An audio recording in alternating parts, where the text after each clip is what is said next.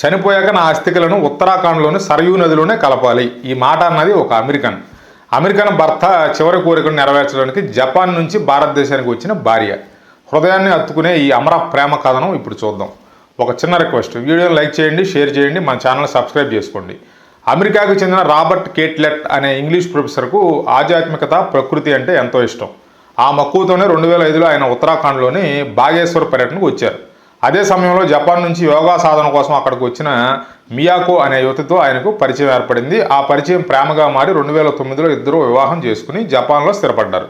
అయితే 2022లో Robert brain haemorrhage బారిన పడి మరణించారు. తన చివరి రోజుల్లో నా మరణానంతరం అస్థికలను బాగేశ్వర్లోని పవిత్ర సరయూ నదిలోనే నిమజ్జనం చేయాలి అని భార్య మియాకోను కోరారు. భర్త మాటలను దైవంగా భావించిన మియాకో ఇటీవల జపాన్ నుంచి భర్త అస్థికల కలశంతో బాగేశ్వర్ చేరుకుని హిందూ సంప్రదాయం ప్రకారం సరయూ నదిలో నిమజ్జనం చేసి ఆయన ఆత్మకు శాంతి చేకూరాలని ప్రార్థించారు.